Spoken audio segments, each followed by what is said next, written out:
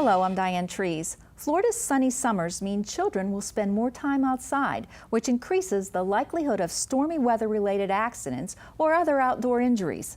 Many accidents are preventable, and proper preparation for storm season can play another factor in safety. Joining us now is Sherry Monroe, Executive Director, American Red Cross of Greater Orlando, and Robin Doherty, Instructor, Red Cross Preparedness Health and Safety Services. Sherry, Robin, welcome to the show. Thank you. Thanks for having us. Sherry, I think that a lot of people associate the Red Cross with disaster relief. You have programs on health and safety. How important is that to what you do? Well, it's really important for people when we have any kind of a disaster, whether it's a hurricane or a tornado or anything that can happen. Like you said, during the summer, there's so many things that we're doing outside, and just being prepared is a huge part of that. So for people to have plans and have training is really important. You think that people are aware of what a resource you are in the community?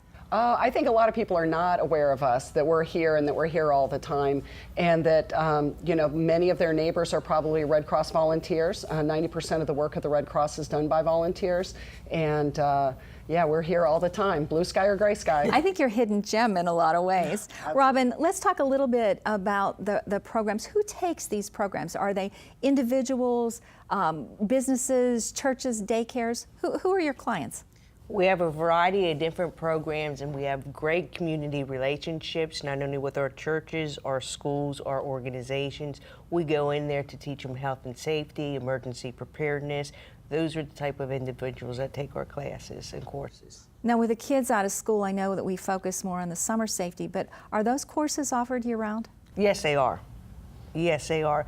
On-round courses for parents, not only for children. We also make sure that you go out into the community. They know exactly what's going on for CPR, also how to use an AED, and also when it comes to water safety and everything else. We also partner with aquatic organizations, safety water organizations, to make sure that they get the training that they need. We also recommend that they download the Red Cross app, especially for swimming, because when you're talking about water safety in the state of Florida, and think about this, it prepares them for swimming pools, the beach, and also when you're talking about water parks and how to partner up, how to take count of everybody, so you know who is in the group and exactly what is going on at all times. We'll talk a little bit more about the specifics with that. Who are your instructors, though? Who are our instructors? Everyone. So you have a lot of partnerships then in the community? Yes, yes. We have instructors that are in the community that, to think about this, organizations, many of them are on site there. They are teaching their colleagues health and safety all the time.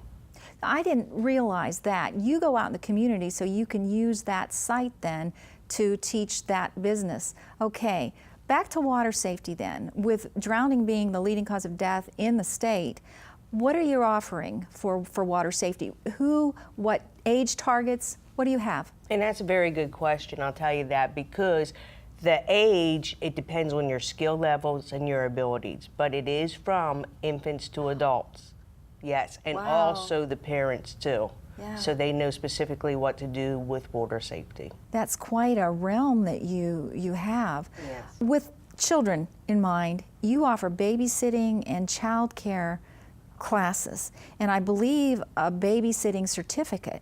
What is that about? What does that entail?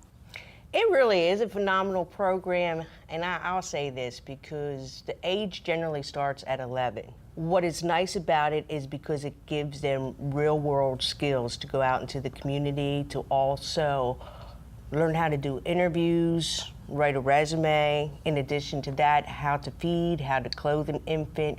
Also, to if they're working with disabled children, how exactly you're supposed to do that. How to negotiate for money, how much you want for babysitting. So it's really a phenomenal program we have. That's quite a comprehensive plan of action there. Yes. Now, is there a way that anything is posted or a list that parents can know who has taken this class? I would think, you know, when my kids were little, I would have loved to hire somebody that had that kind of training. Is there any way to do that?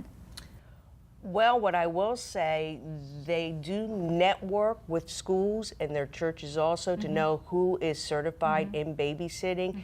And I see a lot more students in my classroom that parents are paying for babysitters to be certified as babysitters, that's which a good is idea. really, really nice. And I do enjoy that too. And what I tell, and to tell this to your viewers, just go to www.redcross.org. You can look at our online training courses and also the classes that are offered within the community, any type of training that you would want at the time. That's a great resource to have. You know, I was thinking, unfortunately, we still have so many latchkey kids. It has to be, not all parents can afford. You said the age for the babysitting was targeted at 11 is the youngest. Yes. That might even be helpful for some of the kids that are alone, just to give them a proactive sense of taking care of themselves. Yes. A wonderful resource to have. One of the other things of great importance is CPR and first aid, and that's across the whole spectrum of age, time of year. What do you offer with that? What do we offer? It's year-round first aid, CPR, AED. What's AED? Tell me what AED. Okay, I'll tell you what an AED is. It is an automatic external defibrillator. Okay. And it's actually a good question because we're just so used to saying AED. I thought that's what you meant. Yes. So what we do is we teach safety and preparedness because emergencies happen anytime, any place, anywhere, and it's when you least expect it, and that's when it is going to happen.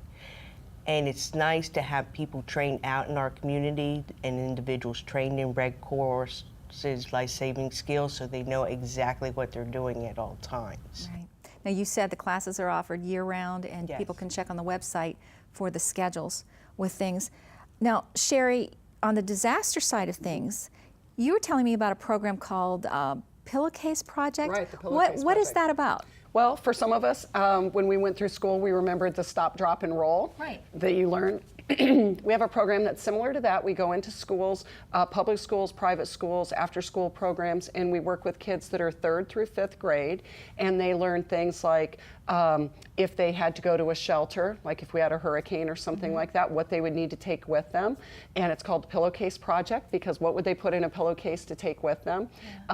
We also talk about things, what they would do if their house was on fire. What do they need to do? You know, feeling a door to see if it's hot, how to get out, and the really important part for kids is putting together a plan with their family. How do we get out? How do we find each other outside so that nobody goes back in the building? So it's really about teaching kids about all that preparedness programs so they can go home and work with their families and really increase their safety.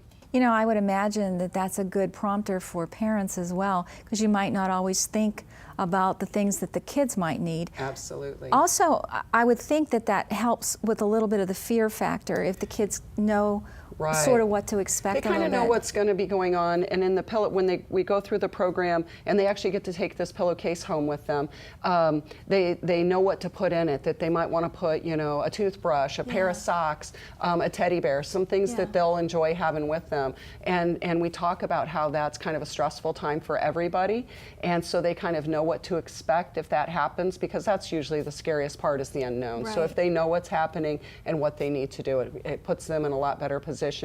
And like you said, part of this program is we teach the kids, and then they're going to go home and bug their parents until everybody practices their evacuation plan, excellent. and that's the idea. Now, So. did you say that started with Hurricane Katrina? Right. It started in after Hurricane Katrina. There's so many colleges out there, and in the shelters there, we saw there was a lot of college kids showing up with their belongings in a pillowcase, and it kind of grew out of that. It's now a national program, and we train kids all over the area.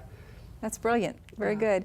I ask both of you this. With the range of children that you teach, do you think that we underestimate what our children are capable of learning on a proactive basis to be safe? I would say absolutely. Absolutely. Absolutely. There's so much they can learn in terms of taking care of themselves and their neighbors and their friends. Plus, I think it kind of starts to breed that idea with kids when they're young that not only do you need to take care of yourself, but you need to be looking out for your family and your friends and your neighbors. And I think that's a great thing for all of us. Yeah, a good community spirit. What about volunteers? Do both of you, with the aspects that you do with the Red Cross, do you need volunteers? What kind of skill sets We always need volunteers. Like I said, 90% of the work of the Red Cross is done by volunteers, and so we always need folks. And we never know when a storm is going to happen or any kind of a disaster. And so by having people trained up and ready to go, it's kind of like having people on reserve. They can get trained up, be ready to go, and then when something happens, whether it's a hurricane or a house fire or an incident like Pulse, they can be ready to go and be able to help their communities. So it's really important. It's not just medical personnel that you're looking for? No, we have jobs of every kind, whether it's going out and responding when there's a home fire in the middle of the night, folks that do casework, we have people that keep our vehicles running. So really pretty much every skill set, you know, folks that maybe have experience running a warehouse, receptionists, we have a volunteer receptionist in our office. So really any skill set and really any amount of time that someone has to give, and there's not a time commitment. You can get trained up and be ready to go, and then when something happens, if you're available, you're able to help. So it's really good to know. Very good to know. Can they find out more if you want to volunteer again on the website? Is that Absolutely. Yes. They can go to redcross.org. They can find out about any of our preparedness classes, how to volunteer. They can find all of that right there. And Robin, volunteers for you as well? Or is that rolled into the whole package It's here? rolled into the whole package right Very there. good. Yes. Thank you so much. Very informative for us today. Thank you.